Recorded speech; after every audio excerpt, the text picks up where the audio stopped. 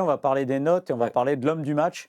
On l'a suffisamment dit dans cette première partie, c'est un délire absolu parce qu'il y a des individualités partout.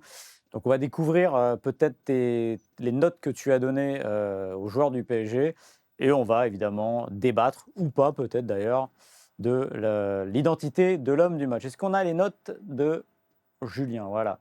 Alors, je vais vous les lire. Safonov, c'est 3, c'est ça.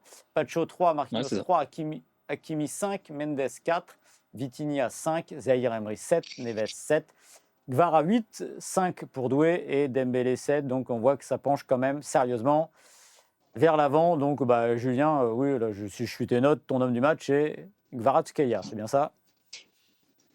Ouais, je pense que vous êtes tous d'accord avec moi sur ce qu'il a livré dans ce match, la qualité technique, les provocations, l'intensité, le pressing, les ballons qu'il fallait dégager en fin de match.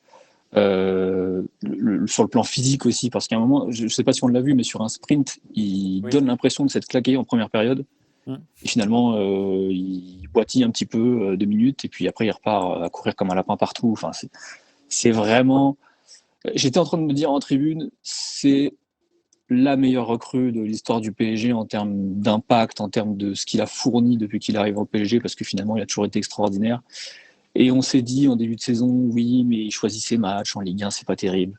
Oui, mais si en Ligue 1, c'est pas terrible, et que sur ses matchs de Ligue des Champions, il nous donne Ah ça à oui. chaque fois, j'ai envie de dire, on s'en fiche un peu. Hein. Mm. Je suis d'accord, c'est marrant, je me l'étais noté, je pense qu'on est avec Vara sur l'une des meilleures recrues de l'histoire du PSG, tout simplement. Voilà. Là, je pense que c'est assez clair. On s'est posé la question, notamment avec QSI, à un moment, on parlait de Navas, qui était cette recrue, entre guillemets, un peu, qui était venue supplanter les autres, parce que le PSG avait des problèmes de gardien pendant des années, qu'il avait fait franchir un step à ce poste-là, et qu'ils sortaient des arrêts dingues, ils étaient allés en finale avec lui. Là, je pense avec Vara, on est...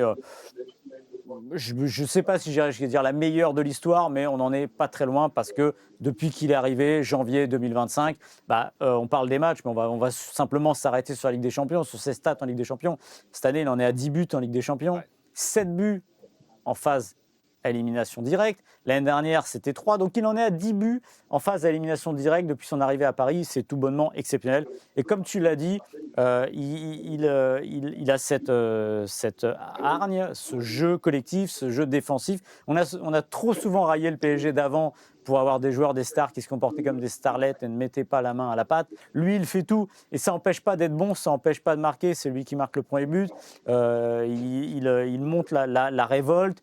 Voilà, il a vraiment franchi le step. Et sans Gvara l'année dernière, il n'y a pas de victoire en Ligue des Champions. Et cette année, peut-être qu'on se dira la même chose à la fin de la saison. C'est une recrue d'exception. En fait, je ne sais pas si c'est la recrue de l'histoire, la meilleure recrue de l'histoire du PSG, mais c'est la recrue la plus impactante du moment le plus important de l'histoire du Ouais. PSG, voilà, de l'histoire du PSG tout simplement. Donc je crois qu'on a répondu à une partie de la question. Ce que j'aime chez Gvara aussi, on a évoqué l'aspect statistique, on a évoqué ce que tu disais Julien sur sa combativité, c'est aussi la régularité dont il fait preuve au sein d'un match. C'est-à-dire qu'il y a rarement quand même, en Ligue des Champions en tout cas, un très gros trou quand Gvara joue. Là, on a pu se dire à un moment, oula, Doué, il n'est pas dans son match, il perd beaucoup de ballons, il perd des ballons très chauds qui ont failli coûter des buts à Paris.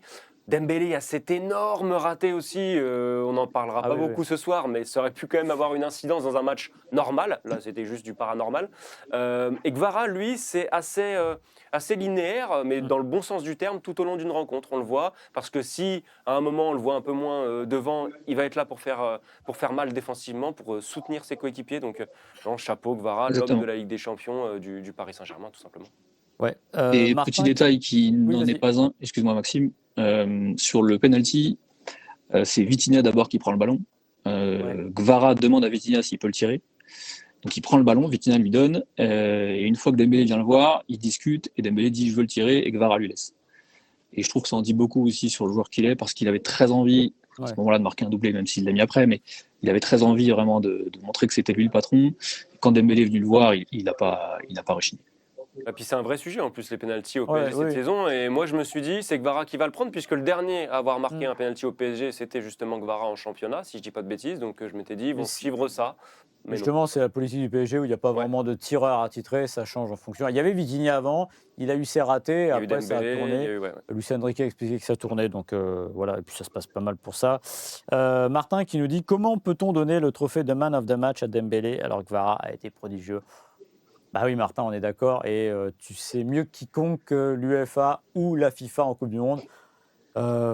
C'est un grand mystère de la création. C'est-à-dire, alors il n'a pas démérité évidemment Dembélé, mais c'est sûr que quand on voit le match de Kvara, on a envie de se dire bon, alors, je sais pas s'ils regardent juste les feuilles de stats, je sais pas S'ils comment regardent choisir. juste les feuilles de stats, Eh oui. ils vont Mais- voir effectivement Dembélé a mis un doublé, une passe décisive en plus et il obtient le penalty qui transforme lui-même. Donc c'est vrai que sur la feuille statistique, Ouais. j'essaie de me faire l'avocat Ouais. du diable Non, hein, non, parce mais que t'as je raison. pense comme vous. Sur la fiche statistique, effectivement, Ouais. Dembélé c'est celui qui ressort le plus. Après, il y a des choix parfois plus discutables. Là, à la rigueur, ouais. c'est pas non plus un scandale, mais c'est vrai qu'on a tellement l'impression que Kvara est au-dessus que ça aurait été pour moi assez logique que ce Ouais, ça soit lui ressemblait à une qui évidence. reçoive le trophée d'homme du match. On va revenir sur tes notes très vite. J'aimerais qu'on parle un peu de la défense et notamment de Safonov que tu as un peu charclé. Bah, c'est difficile de mettre plus à un gardien qui prend quand même 4 buts. Je dis pas que j'aurais mis une meilleure note à Neuer, certainement pas. Mais disons que c'était difficile de le noter parce que sur les 4 buts, il fallait vraiment faire un exploit pour en sortir ne serait-ce qu'une. Il n'empêche qu'il n'a pas été décisif, que sur les sorties aériennes, on va redire ce qu'on a déjà dit sur les semaines précédentes, il est pas très rassurant, même si pour l'instant ça fonctionne. Et surtout dans le jeu au pied, je l'ai trouvé catastrophique, même si là encore une fois, Neuer n'a pas été bien meilleur sur ce point-là. Donc c'est difficile, on n'arrête pas de dire que Paris ne pourra pas aller au bout sans un grand gardien. En attendant, il prend 4 buts, mais Paris gagne, donc ça fonctionne. Ouais. Bah, alors, perso, je trouve que c'est un petit peu sévère, parce que comme tu l'as dit, j'ai pas un moment où je me dis il y en a un qui est sortable, etc. Il fait une boulette. Peut-être plus sur celui d'Olise à la limite, où la frappe. Oui, ah, alors oui, il oui, faudrait oui. que je le revoie, Si, mais. si, non, mais t'as raison. Parce qu'en fait, en plus, je l'ai dit en direct, on en a Ouais. parlé. Olise, la frappe est quand même plein axe. Et en fait, je pense qu'il anticipe le pied L'enroulé, ouvert, classique. l'enroulé côté. Et en fait, il se met sur ses genoux tout de suite. Mais oui, comme tu dis, moi, je serais allé sur un petit 4. Je sais qu'on met pas de demi-point, mais je serais peut-être mis un 4,5. Mais c'est vrai que oui, tu as raison, 4 buts encaissés, c'est Bah, compliqué. J'ai plus c'est été exactement dérangé. l'hésitation que j'ai eue et je voulais pas mettre de demi, donc j'ai mis 3. Voilà, bah écoute. C'est toi le patron, de toute façon, c'est toi qui fais les notes. Hein. Kvara, meilleur transfert hivernal de l'histoire, nous dit Colonel Trust. Ouais, c'est bien résumé, mais je pense que ça se tient très très bien. Pum 742, dégoûté du score final, on en reparlera tout à l'heure. Oula, Jean-Marc Gravier qui nous dit match retour. Lucas Chevalier, oui ou non? Bah non. Ouais, Tu peux être sûr que non. Non, Là, oui, là, il n'y a non, pas pas de là, suspense là-dessus. C'est un peu tard. Les joueurs français, Oleg qui nous dit les joueurs français ont été très bons. Ah bah bon pour là, la c'est Coupe du sûr Monde. que Ouais. si on se projette sur la Coupe du Monde, comment attention, c'est parti. on va quand même, non mais on va quand même se le dire, comment c'est possible de ne pas avoir envie de s'emballer, de s'affoler, de se dire mais on va être champion du monde, c'est sûr et certain. Je sais Maxime ce que tu vas me répondre, mais là, quand on est français, on regarde ce qui se passe. Et depuis le début de la saison d'ailleurs. Hein. Mais là, c'est ce qui se fait de mieux d'ailleurs chez les Français, au PSG, au Bayern, quasiment de toute la saison. Comment ne pas s'emballer? C'est de la folie à tous les postes. Tu fais le lien, on peut faire le lien avec le Bayern, évidemment, avec le match de Michael Olise, Ouais, tout à fait. qui, je le trouve, il disparaît début de seconde période, un peu comme le Bayern. Mais alors, sa première période, alors déjà, c'est un gaucher, donc c'est soyeux, c'est toujours plus beau. Mais alors, le sens du dribble, l'occasion qui se termine sur le poteau de Safonov, où il passe en revue, je crois que c'est Marquinhos, il me semble. Mais il y a Mendes aussi dans le lot, il me semble. Ah oui, non, c'est Mendes. Ouais, les deux. C'est un funambule sur la ligne de but. Il est au sommet. J'ai vu quelqu'un dire ça. Alors, je n'aime pas parler de toujours pareil, Ballon d'Or, etc. Mais c'est vrai que là, Il va rentrer dans les on verra comment ça va se terminer. Mais il est aujourd'hui top 3 Ballon d'Or. J'y viens à l'heure qu'il est. On verra à la fin de la saison. Et lui, pareil, il a fait un match exceptionnel. Et on en reparlera avec l'équipe de France. Moi, je l'aime quand même bien quand il joue côté droit. Ouais, je suis assez d'accord. Et il ne faut pas oublier, Nuno Mendes, il a énormément souffert face à lui ce soir. Il ne faut pas oublier les prestations qu'a été capable de sortir Nuno Mendes. Je pense notamment à un match face à Lamine Yamal, où il a été capable d'éteindre Lamine Yamal quand même en phase de ligue. Là, on aurait pu se dire, ça va être un vrai test, ça va être un match compliqué pour Michael Olise. Sa facilité, son aisance, sa nonchalance même dans les 1 contre 1, dans ses feintes de corps. Je trouve que ça a été même un peu exacerbé par rapport à d'habitude où il va peut-être avoir plus de tendance à rentrer intérieur, à délivrer un peu plus de centre. Exactement. Quand ça se referme devant lui. Là, je trouve qu'il a été beaucoup plus dans le 1 contre 1 que d'habitude. Et je crois que l'un des premiers ballons qu'il touche, tout de suite, il surprend Nuno Mendes parce qu'en fait, il fait son crochet intérieur plutôt que de rentrer sur le gauche. Et je trouve que ça a très bien donné le ton de sa soirée. Avant que tu parles, mettez-nous votre joueur du match match dans les commentaires. Mettez-nous un Parisien et un Bavarois, comme ça on va parler évidemment aussi un peu plus des Bavarois maintenant. Jap, toi, Olysée? Bon, vu du stade, c'est bluffant, tout simplement. Et je suis d'accord avec Arthur, je pense que c'est comme ça qu'il a piégé Nuno Mendes, c'est qu'il a été beaucoup moins prévisible. Alors, il n'est pas vraiment prévisible comme joueur, mais en tout cas, il a très souvent piégé Nuno Mendes en débordant, en se mettant sur son pied droit, ce qui fait finalement, pardon, ce qui fait finalement assez rarement. Et ce qui est dingue aussi, c'est sa fréquence d'appui qui est assez incroyable vu du stade. Il est capable de changer de trajectoire sur un appui au dernier moment quand vous pensez qu'il a perdu le ballon. Et en fait, c'est pas le cas. Je suis en train de perdre ma voix. Ah ouais, c'est l'émotion, ça. On est tous pareils devant le match qu'on a vu, je crois. RD Kodama qui nous dit Luis Diaz et Dembélé. C'est vrai qu'alors Luis Diaz, c'est presque le mec.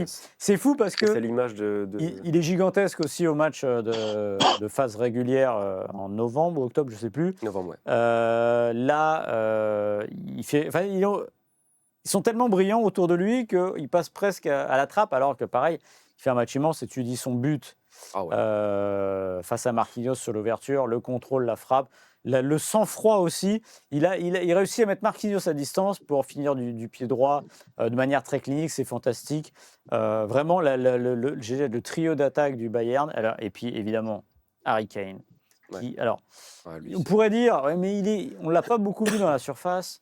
Enfin bon, le match qu'il fait dans le don de soi, il a joué, ce soir, c'était Pirlo, Riquelme qui voulait devant un autre. Et Harry Kane, défenseur central par moment. Ah oui.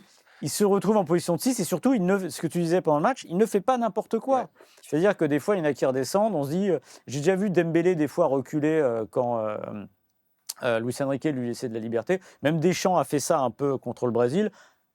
Oui, il y a des bonnes choses, mais là, l'intelligence de jeu, la science du jeu, la palette technique du joueur, c'est dingue.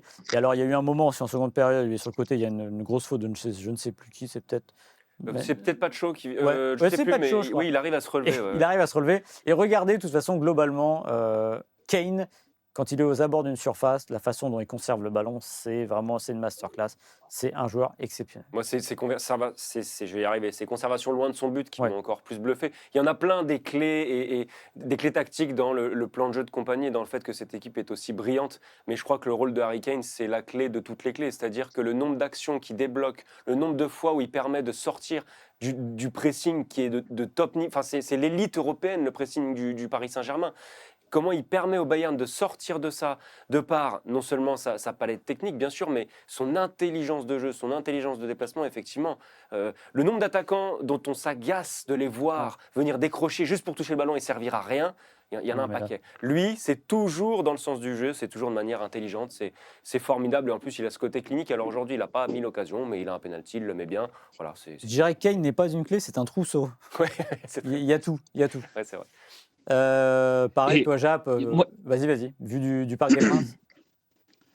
Ouais, je suis d'accord sur tout ce que vous avez dit sur Kane, même si je pense qu'on peut dire des choses un peu similaires sur Dembélé. C'est pas le même registre, mais dans le don de soi, dans l'intensité qu'il met au pressing, Dembélé, il a encore été très très précieux ce soir.